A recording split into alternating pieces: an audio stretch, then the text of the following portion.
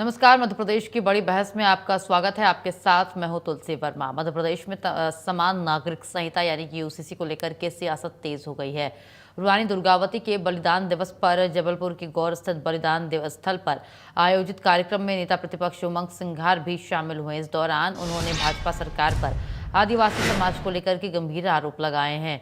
उमंग सिंघार ने कहा है कि भाजपा आदिवासियों को वनवासी हिंदू बनाने की कोशिश कर रही है, जबकि आदिवासी समाज की अपनी अलग परंपराएं हैं, संस्कृति और धार्मिक मान्यताएं हैं। उन्होंने आरोप लगाया कि भाजपा आदिवासी समाज को यूसीसी के दायरे में लाकर के उनकी विशिष्ट पहचान को प्रभावित करना चाहती है और केवल वोट बैंक की राजनीति कर रही है। वहीं भाजपा विधायक रामेश्वर शर्मा ने नेता प्रतिपक्ष उमंग सिंघार के बयान पर कहा कि वो कुछ भी कहें, देश का हिंदू गर्व से अपने आप को हिंदू कहता है।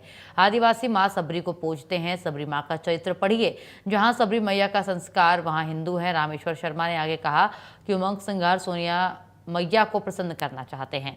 वो ईसाई हैं, ईसाई धर्म परिवर्तन कराते हैं। अब सवाल यह है कि क्या यूसीसी महिलाओं के अधिकारों को मजबूत करने वाला कानून है या फिर आदिवासी समुदायों की विशिष्ट परंपराओं और पहचान को लेकर के उठ रही चिंताएं जायज हैं?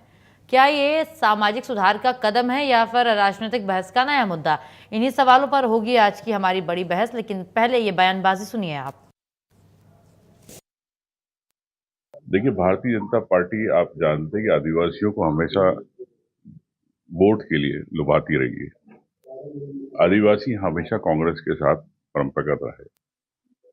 भारतीय जनता पार्टी उनको वनवासी बनाना चाहती है, आदिवासी उनको नहीं रखना चाहती। भारतीय जनता पार्टी उनको यूसीसी में लेना चाहती है, लेकिन आदिवासियों की अपनी रूढ़िवादी प्रथाएं हैं, परंपराएं हैं, रीति रिवाज है। भारतीय जनता पार्टी आदिवासियों को हिंदू बनाना चाहती है, तो क्यों, जब उनका तुम धर्म खत्म करना चाहते हो, समाज खत्म करना चाहते हो, तो क्यों भारतीय जनता पार्टी की तरफ आदिवासी जाएंगे? देखिए, उमंग सिंघार जी कुछ भी कहें, और उमंग सिंघार जी ने ये महसूस कर लिया है कि देश का जो हिंदू है वो अपने आप को गर्व के साथ हिंदू कहता है, और आदिवासी माँ सबरी को पूजते हैं और भगवान बिरसा मुंडा की जयंती और पर्व मनाते हैं। रघुनाथ शाह और भामा शाह जैसे क्रांतिकारी योद्धा हुए हैं, दुर्गावती जैसी वीरांगना हुई हैं जिनने अकबर जैसे लुटेरे से युद्ध लड़ा है। इसलिए उमंग सिंघार साहब थोड़ा सा बैग में जाइए और सबरी मैया का चरित्र पढ़िए और राम और माँ के बेटे का जो स्नेह है वो पढ़िए कि दुनिया के नाथ राम किस तरह माता सबरी के जूठे बेर खाकर अपने आप को आनंदित महसूस करते हैं। और इसलिए सबरी मैया का संस्कार जहाँ जहाँ है वहाँ वहाँ सनातन भी है, हिंदू भी है। इसलिए उनके कहने से नहीं होता है। वो सोनिया मैया को प्रसन्न करने के लिए ऐसी बात कह रहे हैं, क्योंकि सोनिया मैया ईसाई है और ईसाई ज़्यादा जोर जबरदस्ती उधर करते हैं धर्मांतरण में।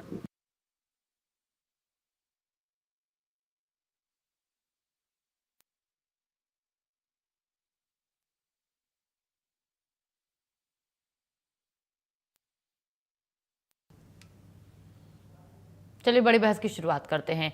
योगेश गुप्ता बीजेपी प्रवक्ता है, हमारे साथ जुड़ गए। हमारे खास मेहमान आनंद जैन कांग्रेस नेता हैं, जुड़ चुके हैं। भावना शुक्ला वरिष्ठ पत्रकार हैं, हमारे साथ जुड़ चुकी हैं। बड़ी बहस की शुरुआत करेंगे, लेकिन देखिए सबसे पहला सवाल भावना जी मेरा आपसे होगा। मैं चाहूंगी थोड़ा विस्तार से आप इस पर प्रकाश डालिएगा। देखिए, यूसीसी को लेकर के चर्चा हो रही है। उत्तराखंड में लागू हो चुका है, मध्य प्रदेश लाइन में है, बैठकें हो चुकी हैं और राजस्थान भी इसी कड़ी में शामिल हो चुका है।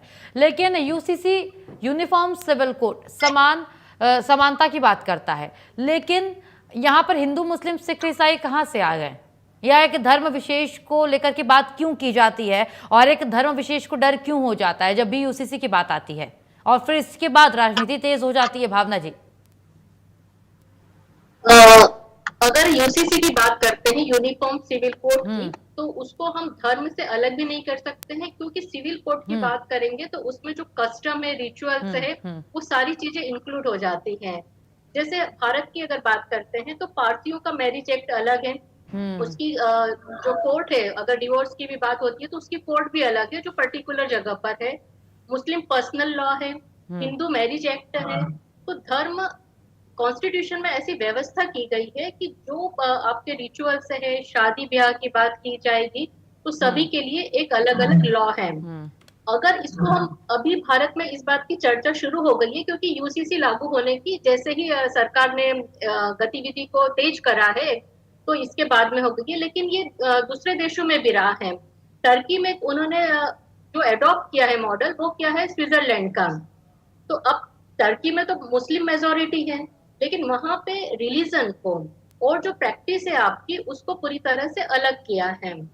अब बात आती है राजनीति की। तो जैसे अभी बात की मतलब केंद्र ने भी कहा है टर्की को अलग रखने के लिए। तो यहाँ पर चर्चा इसलिए भी और ज्यादा हो जाती है कि ट्राइबल एक बड़ा वोट बैंक रहा है। मध्य प्रदेश की हम बात करते हैं तो करीब 21% वोटर्स जो है वो ट्राइबल से आते हैं। और ऐसे में अगर ट्राइबल को एग्जाम करते हैं यहाँ पे अलग रखते हैं तो फिर उस पे विवाद होना लाजमी है, क्योंकि एक पक्ष ये भी कह सकता है कि फिर यूनिफॉर्म सिविल कोड कहाँ रह गया अगर आपने एक पर्टिकुलर सेक्शन को अलग कर दिया तो। ठीक है। देखिए योगेश जी, बार बार बीजेपी ये कह रही है और सभी लोग ये कह रहे हैं जितने भी आपके समर्थक हैं कि किसी को नुकसान नहीं होगा यूसीसी से, लेकिन जो चिंता जाहिर की जाती है बार बार चाहे वो मुस्लिम समाज की ओर से हो और जैसा भावना जी ने भी कहा है कि हर धर्म की, भारत में हर धर्म के लोग रहते हैं और भारत की खूबसूरती भी यही है। तो हर धर्म की अपनी एक अलग पद्धति है, अलग विचारधारा है, तो यूसीसी ला करके उसको आप कैसे मैनेज करेंगे योगेश जी? देखिए यूसीसी जी, तुलसी जी, देखिए यूसीसी लाने का जो सरकार का उद्देश्य है वो विवाह, तलाक, गोद लेना, उत्तराधिकारी जैसे कानूनों में जो भेदभाव है उसको समाप्त करना, विभिन्न धार्मिक समुदायों हेतु जो पर्सनल लॉ बने हुए हैं जिनके कारण कोर्ट में पड़े प्रकरणों में देरी होती है, न्याय करने में विलंब होता है।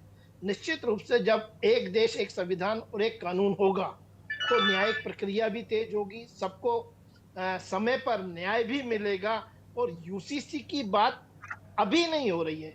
जब देश के प्रथम गृह मंत्री सरदार वल्लभ भाई पटेल के नेतृत्व में संविधान सभा में इस प्रकार का प्रस्ताव डॉक्टर बी.आर. अम्बेडकर साहब लाए थे, तब वो प्रस्ताव 5-4 के बहुमत से पास हुआ, जिसमें डॉक्टर बी.आर. अम्बेडकर साहब भी सहमत थे। तो डिले होते होते 79 ईयर्स हो चुके हैं। इस बीच में 2-3 ऐसे प्रकरण सुप्रीम कोर्ट के सामने आए जब सुप्रीम कोर्ट ने केंद्र सरकार को कहा कि यूसीसी देश की अनिवार्यता है।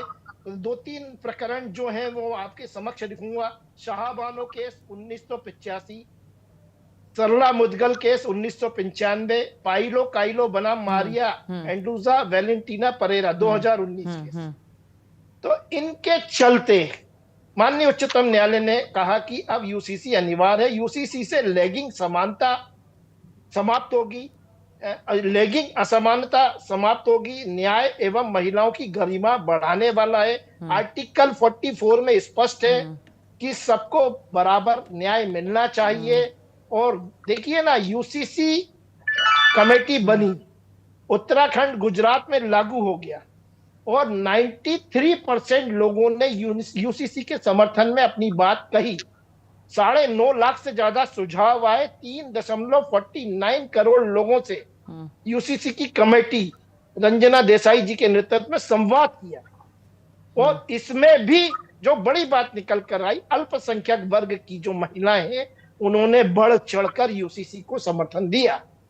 अब इसमें केवल मुस्लिम पर्सनल लॉ नहीं आता, इसमें हिंदू पर्सनल लॉ है, जैन है, बुद्ध है, सिख है, ईसाई है, पारसी है। तो ये सब जब एक कानून के अंतर्गत आ जाएंगे तो निश्चित रूप से समान नागरिक आचार संहिता होगी, जो देश के लिए जरूरी भी है। और अगर हम सब भारत के वासी हैं, अनेक धर्मों में जो अनेकता में एकता हमारी विशेषता है, तो निश्चित रूप से यूसीसी का विरोध करने वालों को अपने गिरबान में झांकना चाहिए। रही बात 21% आबादी मध्य प्रदेश में, जो आदिवासी की पूरे देश में सर्वाधिक है, निश्चित रूप से 55-60 साल के कांग्रेस के कुशासन इस बड़े वर्ग को शोषण भी किया गया, वंचित भी रखा गया तमाम मूलभूत सुविधाओं से, उनको आगे बढ़ने के अवसर ही नहीं मिले। 20-22 साल के भारतीय जनता पार्टी के शासन में अथक प्रयासों के बाद हमने न केवल इस आदिवासी जनजाति वर्ग जिसमें बेगा, सहारिया, भारिया जैसे अति पिछड़ी जनजातियां, उनको आगे लाने का काम किया, उनको देश और प्रदेश की मुख्य धारा से जोड़ने का काम किया। इनके महानायकों को जो इतिहास के पन्ने में दबे हुए थे, दुर्गावती, कमलापति जी, रघुनाथ शाह जी, बिरसा मुंडा जी, भामा शाह जी जैसे योद्धाओं को इतिहास के दबे हुए पन्नों से बाहर निकाला, तो थोड़ा सा समय और इनको शिक्षित करने में लगेगा। इसीलिए अभी फिलहाल इस वर्ग को यूसीसी से बाहर रखा।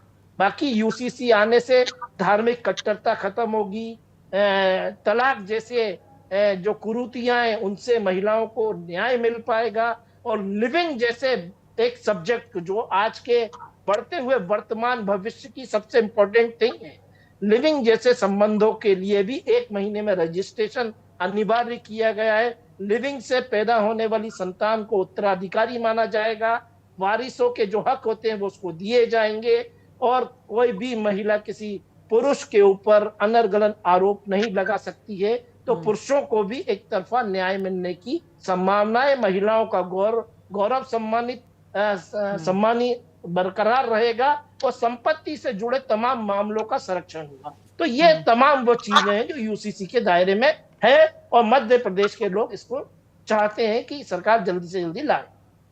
ठीक है आनंद जैन जी, मेरा सवाल आपसे ये है कि कांग्रेस इसका विरोध क्यों कर रही है? जब भी यूसीसी की बात आती है तो क्या ये मानसिकता है कि अगर सत्ता पक्ष कोई ला रहा है, कोई बिल ला रहा है या कुछ योजनाएं ला रहा है तो हमें उसका विरोध करना है, तो इसी कड़ी में यूसीसी को भी आप लोगों ने शामिल कर लिया है, या फिर कुछ इसके पीछे वजह है? आप लोगों के पास कोई ऐसी चीज है इसमें जो आपको पसंद नहीं आ रही, कांग्रेस को पसंद नहीं आ रही? आनंद जी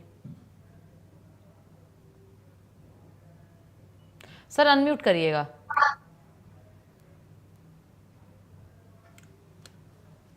हेलो जी आ रही है आवाज? हम्म।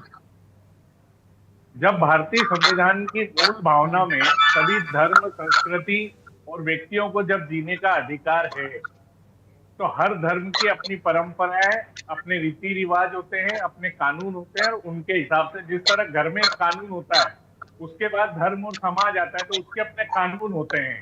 तो भारतीय जनता पार्टी उसके पर्सनल उसमें क्यों इंटरवेंस करना चाहती है, पहले तो ये बताए भारतीय जनता पार्टी। अल्पसंख्यकों को जो अधिकार, हाँ योगेश जी जवाब दीजिएगा, पूरा कर लेने दीजिए। वो अधिकारों का क्या होगा? क्या संविधान में परिवर्तन करेंगे अल्पसंख्यकों को लेकर? कोई सिर्फ मुस्लिम समाज की बात नहीं, जैन समाज है, बौद्ध समाज है, ईसाई समाज है, उनके अधिकारों का क्या होगा? और रही आदिवासियों की बात, तो आपकी सरकार को भी तो 25 साल हो गए, आपने कितने आदिवासियों का जीवन परिवर्तित कर दिया। ये सिर्फ एक कानूनी दायरे में लाने का एकमात्र भारतीय जनता पार्टी का एजेंडा है कि आप किसी भी जाति वर्ग को नाम पर कानूनी रूप से आप दबा सको, उसको उसकी स्वच्छता, उसकी स्वच्छंदता पे आप रोक लगा सको जब आपकी मर्जी हो, जब आपकी इच्छा हो, जिस तरह से आप संवैधानिक संस्थाओं के माध्यम से कर रहे हो। ये आपका दिख रहा है। आपने 25 साल में कौन से आदिवासी समुदाय का रोजगार उपलब्ध करा दिया या उनका जीवन यापन अच्छा करा दिया? आप बताइए ना, एक उदाहरण तो दीजिए। और सबसे बड़ी शर्मनाक बात तो ये है कि आप लिव इन रिलेशनशिप, जो फॉरेन का कल्चर है, उसको आप भारत देश में मान्यता देने की बात कर रहे हो। अरे क्या हमारी देश और संस्कृति में है क्या? कितने प्रतिशत लोग हैं लिव इन रिलेशनशिप में? 7.5 करोड़ में से बताइए योगेश जी कितने प्रतिशत लोग हैं? और उनके लिए आप अगर इस तरह का कानून बना रहे हैं, मतलब आप हर गलत कार्य को वैधता देने की बात कर रहे हैं। पूरे हिंदुस्तान में सट्टा चलता है, क्रिकेट का सट्टा होता है, उसको भी मान्यता दीजिए, उससे रेवेन्यू मिलेगा सरकार को, अगर आपका ये तर्क है तो। दूसरे जो जितने शेयर बाजार हैं, डब्बा जो चलता है, उसको मान्यता दीजिए। दूसरे शब्दों में जो मैं कहना नहीं चाहता कि उसको भी आप मान्यता दीजिए कि आदमी अपना कार्य कर सके, उसमें भी आप टैक्स लीजिए। तो ये भारतीय संस्कृति की बात करने वाली भारतीय जनता पार्टी सिर्फ वोट बैंक के लिए और अपने संवैधानिक अधिकारों को कानून के दायरे में लाके जातु समुदाय और वर्ग को डराना चाहती है। कोई इनसे उद्धार नहीं होना है, क्योंकि 25 साल में ये कुछ नहीं कर पाए मध्य प्रदेश में, ना आदिवासियों के लिए कर पाए, ना इस देश की जनता के लिए कर पाए, ना प्रदेश के लिए कर पाए। ठीक है योगेश जी जवाब दीजिएगा इनके सवालों का, लेकिन एक सवाल मेरा भी है छोटा सा कि लिव इन रिलेशनशिप का, फिर जब हमारी वो लगातार बीजेपी बात करती है सनातन संस्कृति की, भारतीय परंपरा की, हिंदू की, तो उस बीच जब कोई चीज सनातन परंपरा का हिस्सा ही नहीं है, लिव इन रिलेशनशिप जो पाश्चात्य परंपरा को देख करके भारत में कुछ लोगों ने इसे शामिल कर लिया है, तो आप उसके रजिस्ट्री की बात क्यों कर रहे हैं? योगेश जी ये 2 सवाल। देखिए, हाँ जी, देखिए तुलसी जी, सबसे पहला सवाल जो इन्होंने धर्म के ऊपर उठाया, तो धर्म आधारित भेदभाव को समाप्त करने के लिए यूसीसी आ रहा है। इसमें पूजा पद्धति नहीं बदलेगी, बल्कि कुरीतियां जो व्याप्त हैं समाज में वो सुधरेंगी, है ना। दूसरा, विविधता में एकता, अंतरराज्यीय अंतर जाति विवाह और संबंधों को ये सक्षम बनाएगा। बहु विवाह पर रोक लगेगी।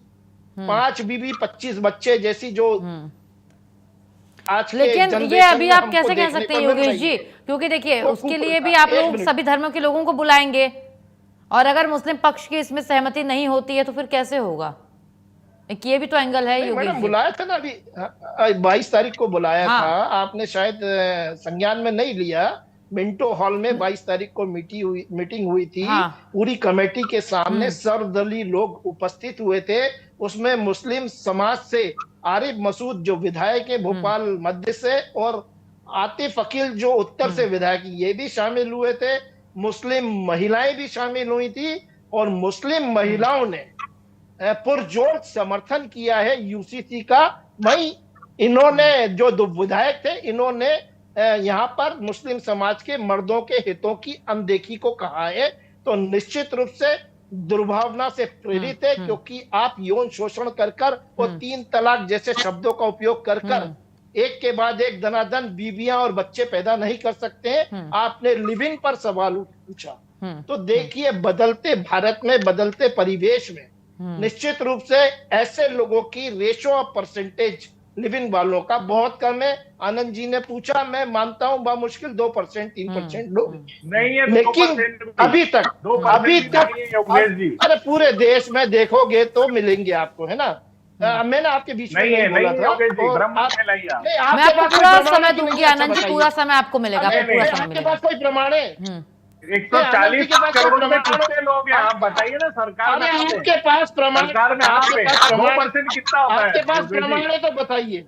आपके पास नहीं, प्रमाण है तो आप बैठे बताइए हो कि सत्ता नहीं है। में, जवाब आपको देना है। हम तो बोल रहे हैं कि 1.5 से 2% लोग हैं। आपको चेक करना है तो कर सकते हैं पोर्टल पे जाकर। तो निश्चित रूप से ऐसे लोगों की संख्या है देश में, तो इनके लिए कोई कानून अभी तक मौजूद नहीं है। आप जब तक मर्जी रही साथ में रहे, बाद में आरोप लगा दिया, प्रत्यारोप लगा दिया, कोर्ट पे दबाव बढ़ा, केस चला, सालों चला, ना तो बच्चे को न्याय मिल पा रहा है, ना महिला को न्याय मिल पा रहा है, ना पुरुष को न्याय मिल पा रहा है। तो निश्चित रूप से ऐसे कानून की आवश्यकता थी। तो वर्तमान परिप्रेक्ष्य के मद्देनजर इसको शामिल किया गया है, और अभी 8 से 10 दिन लगेंगे पूरा फाइनल ड्राफ्ट आने में। तत्पश्चात उसको मध्य प्रदेश सरकार संज्ञान में लेगी। तो निश्चित रूप से मैं समझता हूं इट इज टू अर्ली कि अभी इस पर कोई कमिटमेंट करना जायज है। लेकिन एक बड़ा काम, बड़ा नवाचार मध्य प्रदेश सरकार डॉक्टर मोहन यादव के नेतृत्व में करने जा रही है। और गुजरात उत्तराखंड से पहले 1953 से गोवा में लागू हुए यूसीसी। थोड़ा सा तथ्यात्मक ज्ञान लेके अगर मेरे मित्र बैठे तो 1953 से गोवा में यूसीसी लागू है। अब रही बात उमंग सिंगार जी के बयान की, तो कभी इन्होंने ईसाइयों द्वारा किए जा रहे धर्मांतरण को उठाया क्या? कभी इन्होंने मुस्लिम द्वारा मदरसों के माध्यम से हो रहे धर्मांतरण पर बात करी? तो तुष्टीकरण की राजनीति कांग्रेस की नस नस में भरी हुई है। हमारे आदिवासी जनजाति वर्ग के भाई भली भांति जानते हैं उनके हित में कौन सरकार काम कर रही है। आपने बोला कितने लोगों का जीवन यापन आपने सुधारा। हमने 21% लोगों के बीच में अपने कामों के माध्यम से भारतीय जनता पार्टी को पहुंचाया है, उनका उन्नयन किया है। आज वो बेहतर सरल जीवन यापन कर रहे हैं। उनको प्रदेश और देश की मुख्य धारा से जोड़ने का काम डॉक्टर मोहन यादव की सरकार और माननीय नरेंद्र मोदी की सरकार ने किया है। काफी बड़े बजट एलोकेशन किए गए हैं। 7,500-8,000 हजार करोड़ के बजट उन भाई बहनों के ऊपर खर्चे किए जा रहे हैं। आनंद जी बोलिए। बेहतर आंगनबाड़ियां और बेहतर इनका फसल। योगेश जी ठीक है, ये अब समय आनंद जी को भारतीय दीजिए। जनता पार्टी शासन में दिए। ठीक है, आनंद जी बोलिए। लीजिए। आदिवासी समुदाय के लिए जो स्कूल थे वो आधे से ज्यादा बंद हो गए हैं। अस्पताल जो है प्राइवेटाइजेशन में दे दिए हैं, रोजगार के साधन उनके पास कोई गारंटी नहीं है। अब आप सिर्फ अपनी पीठ थपथपाने के लिए अपना फिगर देने के लिए आप कुछ भी जस्टिफाई कर रहे हैं। आप खुद देखिए ना, आपने सरकारी स्कूल कितने प्रतिशत बंद कर दिए आदिवासी क्षेत्र में, कितने अस्पतालों का प्राइवेटाइजेशन कर दिया। तो जो आदमी मजदूरी करके अपना काम चलाता है, बच्चों को पढ़ाता है, आपने वो बेसिक सुविधाएं तो बंद कर दी और आप आदिवासी समुदाय के कल्याण की बात कर रहे हैं, जहां सबसे ज्यादा दूसरे अत्याचार होते हैं आदिवासी महिलाओं पे, उसके लिए आपका कानून कुछ नहीं करता है और आप नए कानून की बात कर रहे हैं। उनके व्यक्तिगत जीवन पे उसका प्रभाव डाल रहे हैं कि वो क्या खाएंगे, कैसे बैठेंगे, कैसे जिएंगे, कैसे पूजा करेंगे, कैसे शादी करेंगे, कैसे तलाक लेंगे। क्या ये सरकार का काम है? सरकार का काम है। पूजा पद्धति नहीं बदलेगी, पूजा पद्धति नहीं बदलेगी। नहीं तो आप क्यों करना चाहते हैं? आप पूजा पद्धति नहीं बदलेगी। नहीं, आप एजेंडा आरएसएस का, आरएसएस और बीजेपी का एजेंडा है कि सबको हिंदू बनाना, भ्रम फैला रहे हैं। बंद कर दो आप। पूजा पद्धति नहीं बदलेगी। कानून में आज आप ये लाएंगे, कल वो लाएंगे। ये तो आप तुलसी जी जवाब दीजिए। देखिए समय कम है, बहुत छोटे में जवाब। ठीक है, देखिए एक आखिरी सवाल भी मुझे लेना है, आप दोनों शांत हो जाइए। योगेश जी बहुत छोटे में समाप्त करिएगा, आप बोलिए। देखिए तुलसी जी, सबसे पहली बात, यूसीसी में आदिवासी जनजाति वर्ग को शामिल नहीं किया गया है। ये बात शायद मेरे साथी प्रवक्ता को मालूम ही नहीं है। जबरन भ्रम फैलाने की कोशिश कर रहे हैं और पूजा पद्धति धार्मिक हस्तक्षेप नहीं होगा। पूजा पद्धति धार्मिक हस्तक्षेप नहीं होगा। वर्धन पे डिबेट रखी है, इसलिए मैंने कहा आपको। यूसीसी में योगेश जी मतलब योगेश जी एक सवाल है, योगेश जी एक सवाल है कि मतलब आदिवासी समाज के जितने भी लोग हैं वो इस यूसीसी की कैटेगरी से बाहर रहने वाले हैं? निश्चित रूप से बाहर है। लेकिन क्या आधार है, क्या वो इसमें समाप्त नहीं हो पा रहे, क्यों अलग किया गया उन्हें? सरकार ने फैसला मतलब क्यों लिया है? मैंने अपने वक्तव्य में बताया था, शायद आपने ध्यान नहीं दिया। मैंने कहा था कि आदिवासी समाज जनजाति वर्ग को अभी मुख्य धारा में हमने जोड़ा है। इनको और आगे और शिक्षित लाने में थोड़ा समय लगेगा, तो तत्पश्चात निश्चित रूप से इनको भी आगे जाकर यानी कि यूसीसी यूसीसी में लाया में भी आप लोग जाएगा। अपग्रेडेशन करेंगे आगे आने वाले समय में? इनकी सहमति के बाद निश्चित रूप से तो कहाँ रहा? क्यों नहीं रहा? जैन, ईसाई, बौद्ध, सिख, मुस्लिम, बुद्ध, ईसाई, हिंदू कम्युनिटी को ले लिया आपने, आदिवासियों को छोड़ दिया। यूनिफॉर्म सिविल कोड कहाँ रहा? अरे आपके जो आदिवासियों को भड़काने का प्रयास कर रही थी कांग्रेस पार्टी का जो मंतव्य था, वो मंतव्य बचा ही नहीं, वो मुद्दा बचा ही नहीं, आदिवासी वर्ग बचा ही नहीं।